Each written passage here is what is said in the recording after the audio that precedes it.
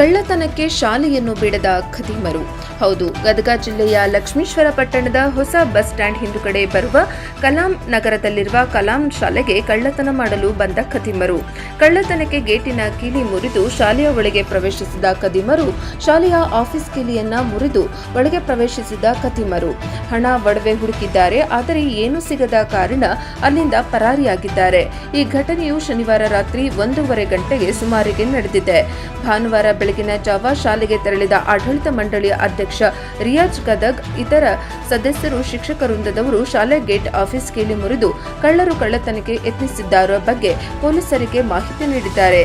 ಸ್ಥಳಕ್ಕೆ ಆಗಮಿಸಿದ crime PSI DK Rathod ಮತ್ತು ಇತರ ಪೊಲೀಸರು ಕಳ್ಳರ ಕಳ್ಳತನ ಮಾಡಲು ಮುರಿದಿರುವ ಶಾಲೆಯ ಗೇಟ್, ಆಫೀಸ್, ಕಚೇರಿ ಪರಿಶೀಲನೆ ನಡೆಸಿ ಆದಷ್ಟು ಬೇಗನೆ ಯಾರು ಈ ಘಟನೆ ಮಾಡಿದ್ದಾರೆ ಎಂಬುದನ್ನು ಪತ್ತೆ ಹಚ್ಚುತ್ತೇವೆ ಎಂದು ತಿಳಿಸಿದ್ದಾರೆ.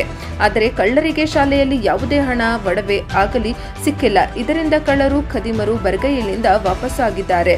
ವರದಿ ವೀರಣ್ಣ ಹಡಪದ, NKS TV 4 ಲಕ್ಷ್ಮೀಶ್ವರ.